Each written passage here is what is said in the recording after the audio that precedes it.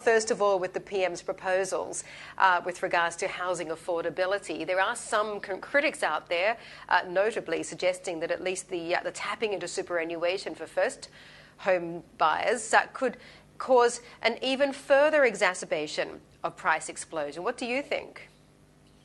Yes, Mandy, nice to be with you. Yes, we're one of the critics. We do believe that policies that ultimately stimulate demand are actually counterproductive to improving housing affordability. And when you're allowing potentially 100,000 first-home buyers a year to access potentially as a couple $100,000 of their superannuation, that's definitely going to stimulate demand. We've seen similar schemes in the past, first-time owner grant schemes, home owner booster schemes, which all stimulate demand and sure enough end up with housing booms in this country. So yeah, we think, look, if the goal is to try and improve housing affordability, this isn't it.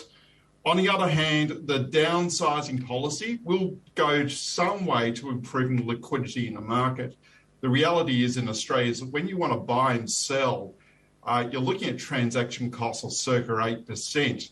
And so being able to downsize would free up the market somewhat on the supply side. But we think a lot more needs to be done on the supply side if we are truly to address our affordability issues.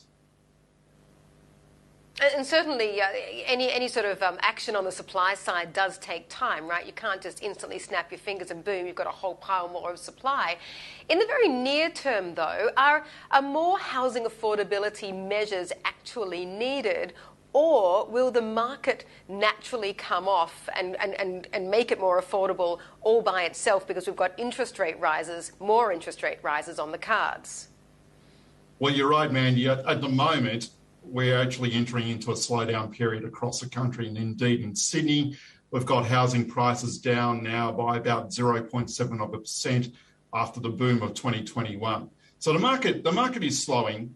It's still overvalued on our numbers, particularly in Sydney and Melbourne. And then when we consider the affordability side, particularly rental affordability, we've actually got a rental crisis going on in this country. We've got rents up 14%. Over the past 12 months. Let's keep in mind, though, this isn't just uniquely to Australia. I think for many developing and developed countries, there's been a rental crisis worldwide.